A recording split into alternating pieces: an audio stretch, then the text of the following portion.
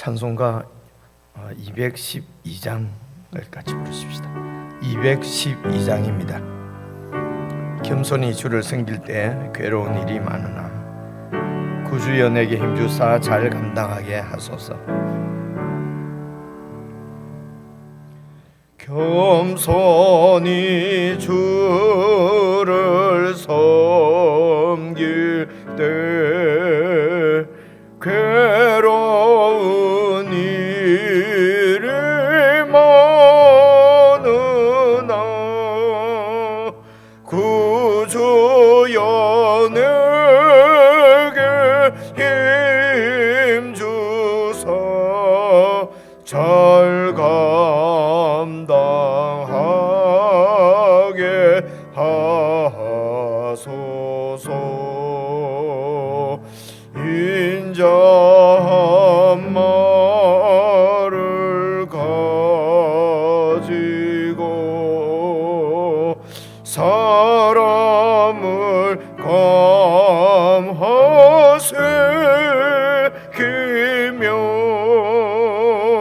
갈 길을 잃은 무리를 잘 인도하게 하소서. 구주의 귀한 인내를 깨달아 알게 하시고 굳건한 믿음 주셔서 늘 승리하게 하소서. 장래의 영광 비추사 소망이 되게 하시며 구주와 함께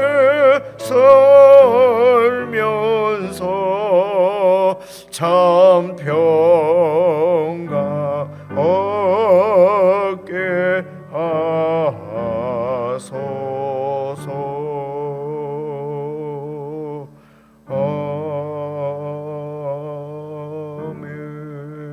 아멘.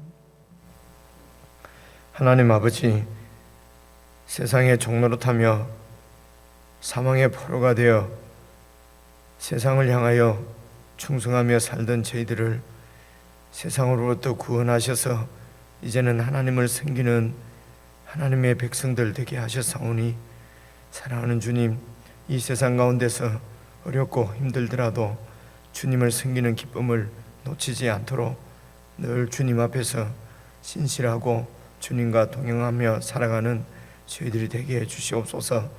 아버지 하나님, 우리의 마음이 흔들리고 정직한 이 길을 놓치고 살까봐 주님께서 이 땅에 교회를 세우시고 말씀을 주시고 성령님이 저희들을 인도하시는 이 인도를 받아 누리는 엄청난 은혜와 복을 허락하셨으므로 이 복을 놓치지 않고 주님 나라를 이 땅에서도 실제적으로 감사와 기쁨으로 잘 살아가는 저희들이 될 수 있도록 도와주시고 붙드시고 인도해 주시옵소서. 눈에 보이는 대로 판단하고 생각하고 따라서 살지 않게 하시고 보이지 않는 하나님의 뜻을 좇아서 하나님의 영광을 누리며 사는 참 지혜로운 하나님의 사람들이 다 될 수 있도록 하나님 은혜를 베풀어 주시기를 간절히 원하옵고 예수님 이름으로 기도드리옵나이다. 아멘.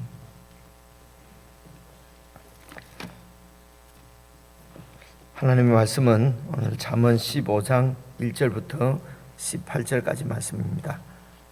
926페이지 구약성경 잠언 15장 1절부터 18절까지 한 절씩 저희 여러분이 나누어서 읽겠습니다. 1절을 제가 먼저 읽겠습니다. 유순한 대답은 분노를 쉬게 하여도 과격한 말은 노를 격동하느니라. 지혜 있는 자의 혀는 지식을 선히 베풀고 미련한 자의 입은 미련한 것을 쏟느니라. 여호와의 눈은 어디서든지 악인과 선인을 감찰하시느니라. 온순한 혀는 곧 생명나무이지만 패역한 혀는 마음을 상하게 하느니라. 아비의 훈계를 업신여기는 자는 미련한 자요 경계를 받는 자는 슬기를 얻을 자니라. 의인의 집에는 많은 보물이 있어도 악인의 소득은 고통이 되느니라. 지혜로운 자의 입술은 지식을 전파하여도 미련한 자의 마음은 정함이 없느니라. 악인의 제사는 여호와께서 미워하셔도 정직한 자의 기도는 그가 기뻐하시느니라. 악인의 길은 여호와께서 미워하셔도 공의를 따라가는 자는 그가 사랑하시느니라. 도를 배반하는 자는 엄한 징계를 받을 것이요 견책을 싫어하는 자는 죽을 것이니라. 스올과 아바돈도 여호와의 앞에 드러나거든 하물며 사람의 마음이리요. 그만한 자는 견책받기를 좋아하지 아니하며 지혜 있는 자에게로 가지도 아니하느니라. 마음의 즐거움은 얼굴을 빛나게 하여도 마음의 근심은 심령을 상하게 하느니라. 명철한 자의 마음은 지식을 요구하고 미련한 자의 입은 미련한 것을 즐기느니라. 고난받는 자는 그날이 다 험악하나 마음이 즐거운 자는 항상 잔치하느니라. 가산이 적어도 여호와를 경외하는 것이 크게 부하고 번뇌하는 것보다 나으니라. 채소를 먹으며 서로 사랑하는 것이 살찐 소를 먹으며 서로 미워하는 것보다 나으니라. 분을 쉽게 내는 자는 다툼을 일으켜도 노하기를 드디하는 자는 시비를 그치게 하느니라. 아멘. 여러분, 제가 지금 말씀드리는 것이 이제 우리가 소위 말하는 그 아주 중요한 신학입니다. 이제 이 신학이라고 하는 것이 말입니다. 정말로 중요한데도 이제 이렇게 이제 그 소위 말해서 이제 복음주의라고 그러죠. 이제 이 복음을 믿고 이제 복음이 이렇게 충격적으로 이렇게 복음을 받게 되면은 이제 그 보이지 않는 예수님과 우리의 관계가 정말 이렇게 실제적으로 탁 이렇게 스파크가 튀듯이 이렇게 이제 예수님을 만나고 이러면은 이제 그러면은 이제 이 신학이 더 중요해질 텐데 일반적으로 이 신학을 조금 이렇게 무시하는 경향이 그렇게 이제 우리들한테 생기거든요. 이제 그것을 이제 신학을 이제 학문으로 이렇게 학문으로 이해를 하게 되면은 그 학문으로 우리가 예수 믿는 건 아니니까요. 아니니까 이제 학문 자체가 이런 그 아무래도 학문은 이 사람이 이제 그 보통 이제 과학이나 이런 학문은 사람 눈에 보이는 대로 이치를 정리한 것이기 때문에 그런 것이 이제 우리 신앙에 별 도움이 되지 않는 것으로 이렇게 이해가 되는데 이제 그냥 간단히 생각하면은 하나님에 대해서 바로 아는 것이거든요. 이게 이제 신학이고 이제 하나님의 그 뜻이라고 그럴까요? 이제 하나님에 대해서 이제 이렇게 성경적으로 바로 아는 것이 신학이니까 제가 뭔가 설명을 하려고 말을 꺼내놓고 그러니까 이제 이런 얘기입니다. 하나님께서 이제 창조주십니다. 이 세상을 우리가 하나님께서 이제 말씀으로 하나님의 뜻으로 이 세상을 이제 창조를 하셨으면은 하나님이 주인이시지 않습니까? 그러면 그 하나님께서 창조하신 이 세상의 주인이시고 이 세상을 이제 유지해 가시는 것이죠.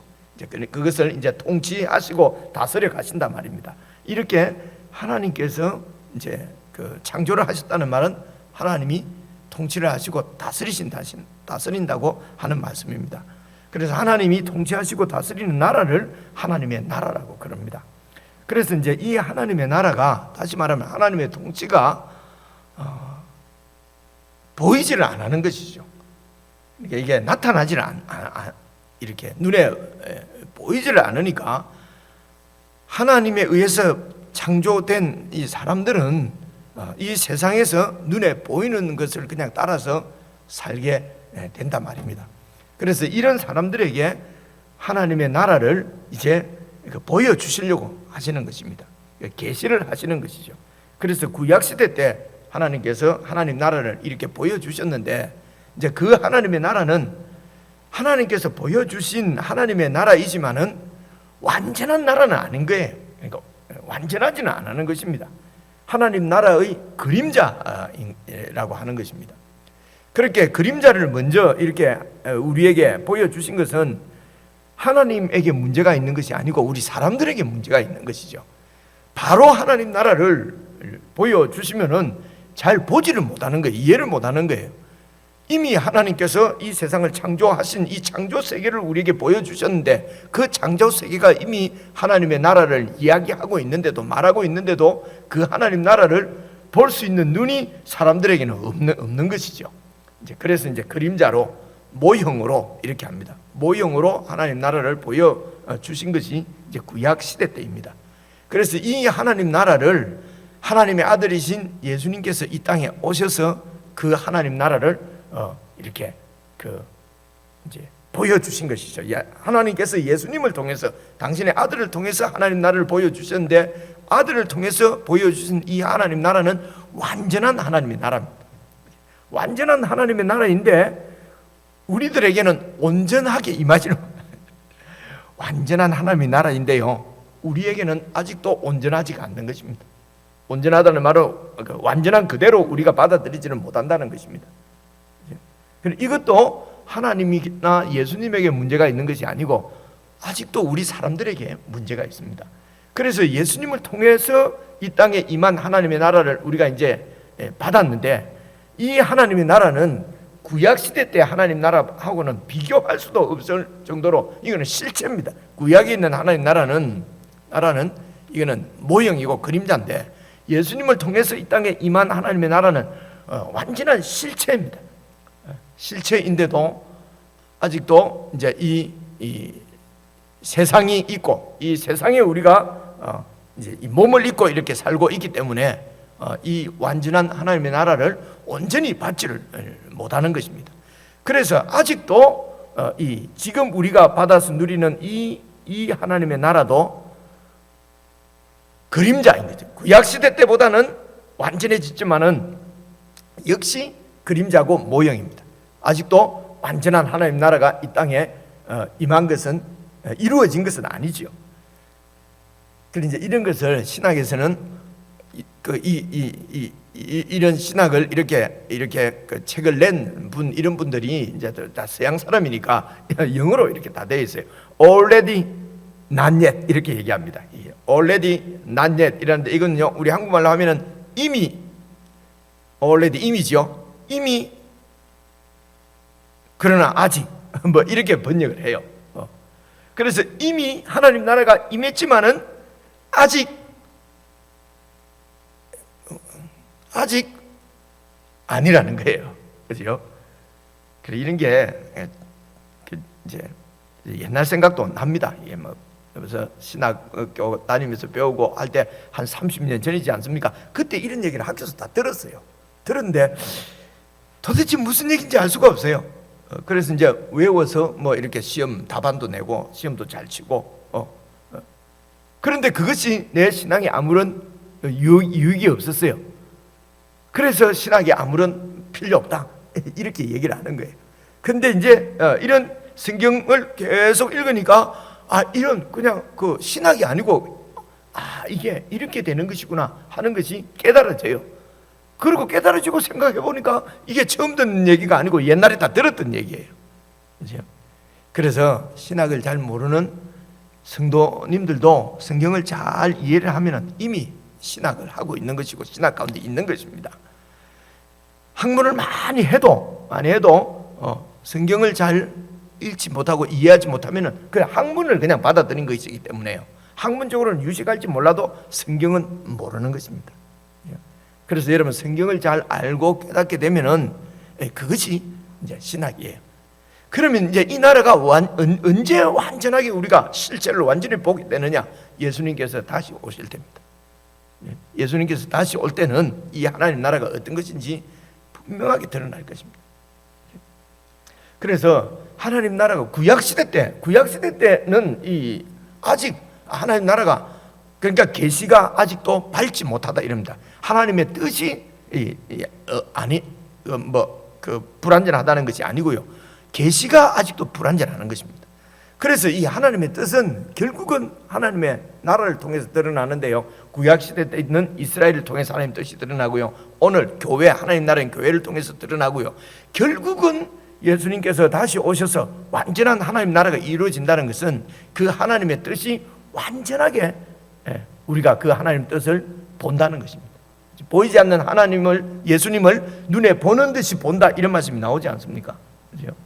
그래서 그때가 되면은 이 하나님 나라의 영광이, 하나님 나라의 부요함이 완전하게 보이게 될 것입니다. 그렇게 되면 우리에게 있는 갈등도 다 없어지는 것이죠. 갈등이, 지금도 우리가 갈등하는 이유는 그림자이기 때문에 그렇습니다. 모형이기 때문에, 완전한 실체가 아니기 때문에. 그래서 이런 하나님 나라의 통치를 지금 받고 있는 사람이 주님이 다시 오셔서 완전한 하나님 나라를 우리에게 보여주시고 계시할 때 그 나라 백성으로 살게, 그때에 그 하나님 나라를 보게 되는 것입니다. 완전히 눈으로 보듯이 그때 알게 되는 것입니다. 이게 하나님의 기업입니다. 하나님이 우리에게 주시고자 하는 기업, 이게 하나님의 상입니다. 여러분, 상이다, 기업이다 하는 것은 전당과 같고 또 더 많은 걸 받고 하는 게 아닙니다. 이렇게 완전한 하나님 나라를 때가 되면, 그때가 되면 보게 되고, 그 완전한 나라를 완전하게 받을 수 있도록, 누릴 수 있도록 하나님께서 우리 몸을 병케 하시는 것입니다. 이게 부활입니다. 완전히 병케, 그러면 그 하나님 나라를 우리가 받는다면, 이것보다도 그걸 받았는데 또 상이 있다 그러면은 이 하나님 나라가 아직도 이 하나님 나라보다 더 좋은 게 있다는 거잖아요. 상, 그죠? 우리가 생각하는 상. 그래서 여러분, 상을 받는다, 이런 것이 아직 신학적으로 아직 이게 좋은 신학이 아니라는 얘기입니다. 하나님 나라에 가서 지금 또 이렇게 열심히 하면 또 가서 또 상도 받고 이런 것이 아니고요, 그 완전한 하나님 나라를 받게 될 텐데, 그 하나님 나라를 지금 우리가 이 땅에서 누리고 있는 거니까요, 살고 있는 거니까요. 괴롭고 힘들지만 살고 있는 거예요. 그래서 이 땅에서 이미 우리는 그 상을 받은 것입니다. 그렇죠?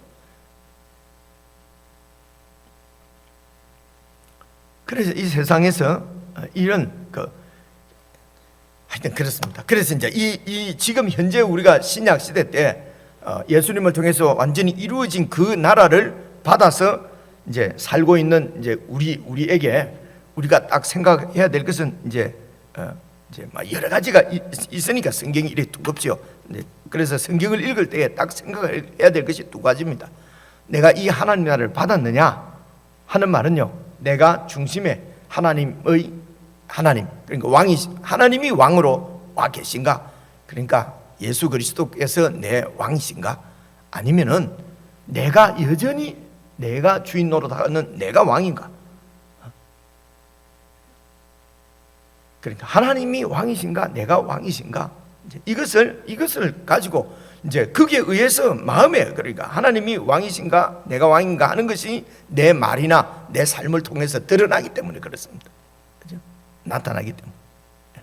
그래서 내가 또 하나님인가, 내 마음의 주인이 하나님인가, 나인가, 이게 또 아주 이것도 또 우리가 또 분명치가 않아요. 개념적이고 관념적이고 추상적일 수 있단 말입니다. 그래서 예수님께서 말씀하시기를 하나님과 재물을 겸하여 섬길 수가 없다, 이렇게 말씀하시는 것입니다. 그래서 이게 이제 어떻게 드러나느냐면요, 분명하게 드러나는 것은 내가 섬기는 것이 재물이냐 하나님이냐 하는 것입니다. 돈도 하나님 안에서 다 잘 사용하면 되는 거, 돈도 그건 우리 얘기고요. 예수님께서는 하나님과 재물을 겸하여 섬길 수 없다. 이유는 하나님을 사랑하는 자는 재물을 덜 사랑하고 사랑치 않고, 이만 구약에 덜 사랑한다, 미워한다, 이런 건 다 하지 않는다는 얘기입니다. 두 번째는 안 하는 것이. 그래서 재물을 사랑하는 자는 하나님을 사랑하는 것이 아니다. 이렇게 이제 이게 이제 그 시금석. 근데 완전한 하나님 나라가 이루어지면은 그런 기준을 우리에게 주실 필요도 없죠. 근데 아직도 완전하지 않은 예수님을 통해서 이루어진 나라는 완전합니다. 이런 것입니다. 우리가 아이를 이제 어제도 제가 캐나다 있을 때 이제 있던 그 주일학교 애가 이제 이제 아이를 낳았다고요. 연락이 와서 참 생명의 탄생 소식은 언제나 이렇게 마음을 설레게 하고 참 기쁜 것 같아요. 근데 아이를 낳았어요. 그 아이는 완전한 인간입니까 아닙니까? 완전한 인간이거든요. 그죠? 아기가 뭐 반쯤 인간이고 반쯤 동물이고 이런 게 아니잖아요. 완전한 인간이잖아요. 그죠? 근데 그 아이가 아직도 완전한 인간은 아니잖아요. 그죠? 일어나지도 못하고 엄마 아니면 아무것도 할 수가 없는데 그 완전한 아이라고 할 수가 있습니까? 그래서 이제 이 말이 우리가 이 세상에서 사용하는 말이 이만큼 불완전하다는 겁니다. 그죠? 완전한 아이인데 또 그러니까 말 사용할 때 따라서 말이 달라지는 거예요. 짐승이 아니고 완전한 아이다, 인간이다 할 때는 완전한 사람이다, 아이가 말입니다. 그런데 이제 사람이 이제 이렇게 성숙하고 덜 성숙하고라고 할 때는 아직도 그 아이는 완전한 아기는 완전한 사람이 아닌 것입니다. 완전한 아이가 아니고 완전한 사람. 무슨 말인지 이해가 오시죠, 그죠? 이 땅에 예수님을 통해서 임한 하나님의 나라는 완전한 하나님의 나라지만은 아직 완전하지가 못해요. 근데 이런 말들을 앞뒤를 잘 안 하고 탁 끊어가지고 목사가 예수님의 나라를 완전한 나라가 아니라고 했다. 그래서 그 신학이 의심스럽다, 이단성이 있는 것 같다. 신문에 한 줄 쓰면 또 이 땅에서는 완전히 매장되고 이러지 않습니까? 그만큼 말이 불완전하다 말입니다. 이제 그런 얘기입니다. 그래서 이 땅에서 이제 우리가 딱 생각해야 될 것은 내 속에 하나님이 주인이냐 내가 주인이냐 하는 것은 하나님을 섬기느냐 재물을 섬기느냐 하는 것으로 드러난다. 이제 이런 생각을 딱 가지고, 그죠? 그런 생각을 가지고 1절부터 한번 봐보십시오. 유순한 대답은 분노를 취게 하여도 과격한 말은 노를 격동한다. 그죠? 과격한 말, 이런 것은 내 주장 때문에 그런 거잖아요. 지금도 제 말이 좀 과격해지잖아요. 그죠? 내 주장. 이제 이런 부분은 이제 잘 이런 말씀을 듣고 자신을 잘 돌아보는 것입니다. 하나님이 주인이냐 내가 주인이냐 하는 것이죠. 그렇죠? 그러니까 하나님이 주인인 것은 그 주인이신 하나님께 모든 걸 맡기고 그냥 시키는 대로 하는 거죠. 그렇죠? 시키는 대로 하는 것입니다. 하나님의 뜻대로 사는 것입니다. 그래서 유순한 대답은 하나님의 지혜가 이렇게 전해지면은 분노를 쉬게 하여도 과격한 말은 내 중심적인 이런 그래서 사람을 뭐 돕는다고 교정하고 사람을 뭐 훈계하고 어떻게 하는 것도 이게 중심이 나냐 하나님이냐 하는 것을 늘 이렇게 살피지 않으면은 이게 이제 과격한 말이 되기도 하고 유순한 말이 되기도 하고 이제 그런 것이죠. 2절도 보시면요, 지혜 있는 자의 혀는 지식을 선히 베풀고 미련한 자의 입은 미련한 것을 쏟느니라. 여호와 하나님을 경외하는 자는 그 말은 여호와 하나님을 경외하는 지식을 선히 베풀고 미련한 자는 자기가 주인이니까요. 자기 생각, 자기 주장, 그게 틀리는데도 틀린지도 모르고 어리석은데도 그것도 모르고 그런 것을 막 쏟아놓는다는 것입니다. 3절입니다. 여호와의 눈은 어디서든지 악인과 선인을 감찰하십니다. 눈에 보이지 않아도 안 계신 것 같아도 그렇죠? 그냥 이 세상이 막 저절로 생길 것 같아도 그렇지 않습니다. 여호와의 눈은 어디서든지 당신이 만든 이 세상을 운행해 가시기 때문에 악인과 선인도 감찰하시고요. 11절 보니까요, 서울과 아비돈 같은 말입니다. 서울 아비돈은 다 이거 죽음을 뜻하는 것입니다. 죽음까지도 여호와의 앞에 드러나거든. 사람은 죽음에 대해서 아는 사람은 없죠. 죽어본 사람이 아직 없으니까요, 그죠? 죽으면 다 죽은 것이 죽어본 사람이 없단 말입니다. 그래서 전혀 미지의 세계, 모르는 세계가 인간들은 죽음이라고 생각합니다. 왜냐하면 그 죽음, 뭘 본 사람이 없으니까요. 죽음을 본 사람은 막 그냥 죽었어요, 그죠? 그래서 그런 소울과 아바돈도 여호와 앞에 다 드러나거든. 하물며 사람의 마음이 하나님 앞에 드러나지 않겠느냐? 이게 하나님의 통치라는 것입니다. 그래서 올라가서 이런 하나님의 통치를 믿고 사는 사람들은 4절입니다.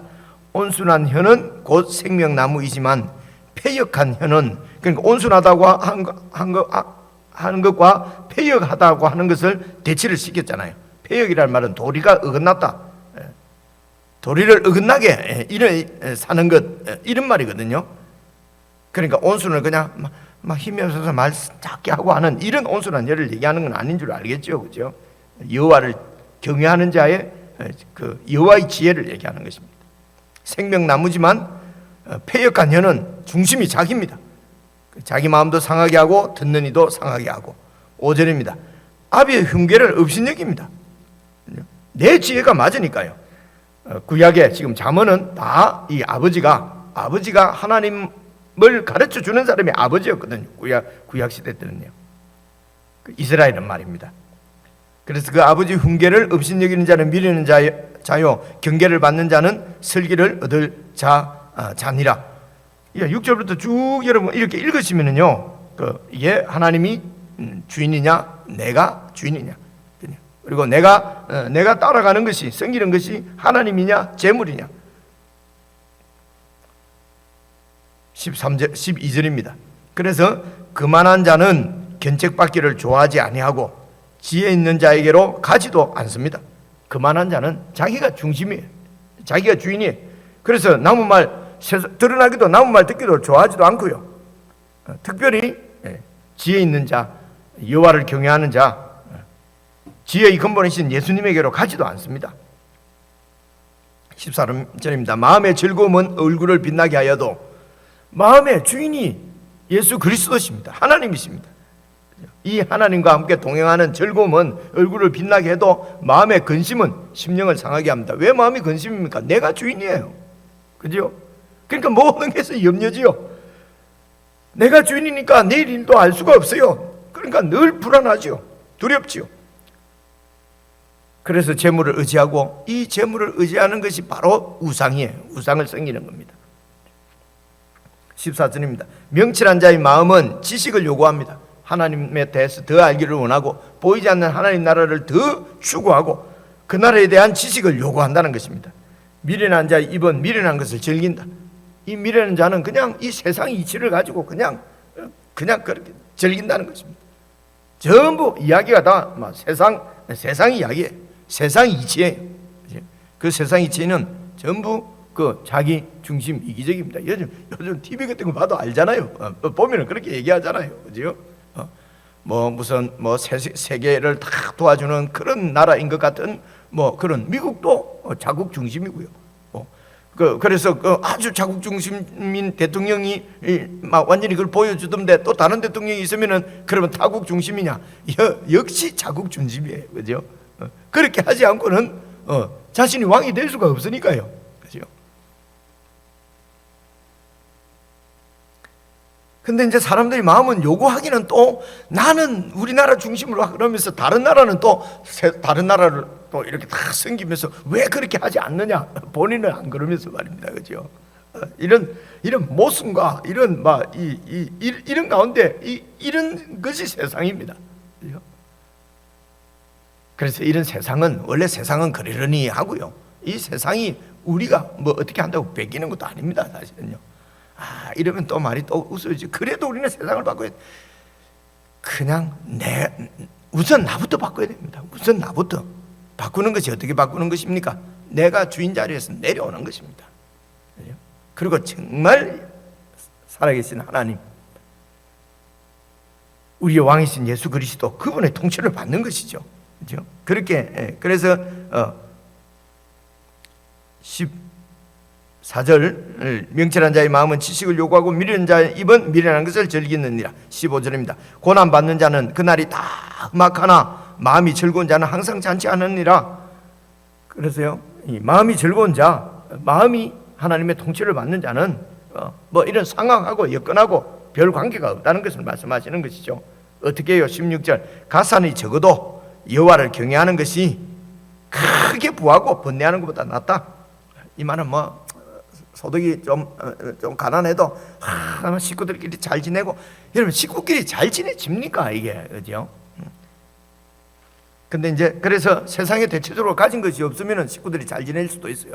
근데 가진 것이 없으면 더 싸울 수도 있고요, 그죠? 그래서 이것은 가산이 적고 부하고 많고 이게 문제가 아니고 여호와를 경외하는 것입니다. 여호와를 경외하는 것이 행복의 근원입니다. 그죠? 모든 지혜의 근본이다 하는 것처럼 우리가 추구하는 행복, 무슨 우리가 추구하는 영광, 모든 것의 근원은 여호와를 경외하는 것입니다, 여러분. 그죠? 그래서 여호와를 경외하면은요, 가산이 적어도 그리고 크게 부해도 번뇌하지 않습니다. 내 것이 아닌데 뭐 번뇌할 거 있습니까? 부하고 번뇌한다는 것은 이 부의 주인이 자기라고 믿기 때문에 이것을 뺏길까봐 이것을 더 많게 하려고, 그래서 번뇌하는 것이거든요. 어떻게 하면 더 부를 수 있을까? 어떻게 하면 더 키울 수 있을까? 그거 한 시간에 그걸 갖고 어떻게 하면 하나님의 뜻대로 쓸 수 있을까? 이거 고민하면은 하나님이 알아서 다 주실 텐데, 그죠? 근데 왜 그렇게 못합니까? 하나님이 주인이 아니기 때문에, 하나님이 없기 때문에 그렇습니다. 하나님의 통치를 받는 것이 아니에요. 아무리 교회를 오고 아무리 예배를 드리고 해도요, 쭉 가보십시오. 8절 보시면요, 악인의 제사는 여호와께서 미워하십니다. 이렇게 하나님이 주인이 아니고 내가 여전히 주인 노릇하면서 예배 드리는 것은요, 자기의 그 왕권을 더 강화시키고 그 왕권을 잃어버리지 않으려고 하나님께 비는 것입니다. 이게 우상이죠. 17절입니다. 채소를 먹으며 서로 사랑하는 것이 살찐 소를 먹으며 서로 미워하는 것보다 낫다. 그냥 아무것도 없어가지고 그냥 이렇게 우리 같이 한번 같이 우리가 잘 한번 살아보자. 같이 우리 집도 부자가 되지 않겠느냐 이러면서 서로 돕고 생기는 게 아니고요. 그 얘기하는 것이 아니고요. 여호와를 경외하면은 그냥 재물하고 관계없이 이렇게 서로 사랑하고 그것이 하나님의 뜻이니까요. 그렇게 하는 것이 세상의 재물을 많이 가지고 있으면서 서로 미워하는 것보다 나으니라. 그래서 TV에 막 재산이 많아가지고 형제끼리 싸우고 하는 거 보면 아이고 나는 재산이 없는 게 낫다. 그죠?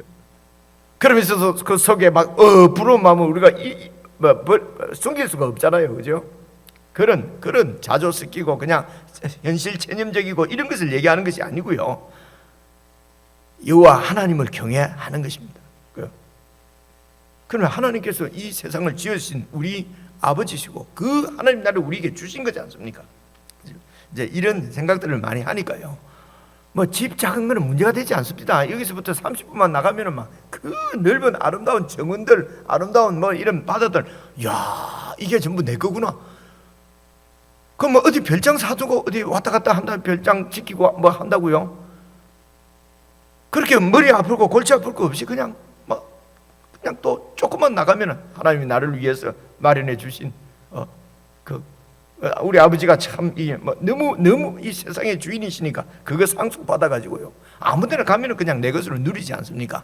소유권 등기를 해서 서류적으로는 내 것인데 그것을 아무것도 누리지 못하는 세상의 부자들이 얼마나 많습니까? 그죠?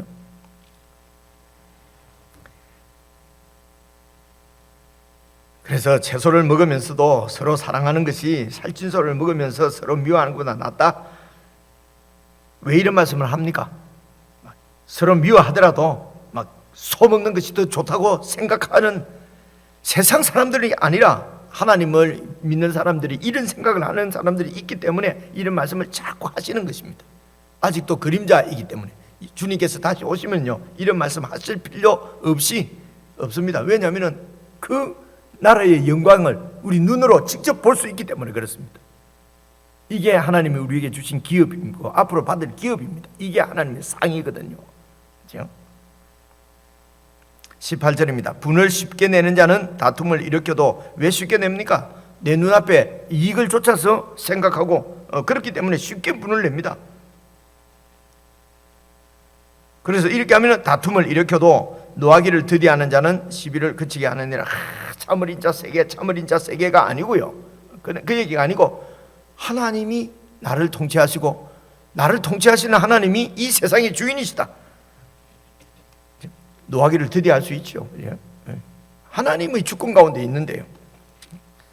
자, 11절부터 다시 여러분 개인적으로 읽으시면서 내가 주인이 하나님이신가? 아니면 내가 주인 노릇 여전히 하는가? 내 신은 하나님이신가? 재물인가? 이제 이런 것들을 잘 점검을 하시면은 주님의 음성을 들을 수 있고 그 주님의 말씀이 우리를 좀 더 새롭게 하고 성숙시키실 줄로 믿습니다. 우리 개인적으로 묵상하시겠습니다.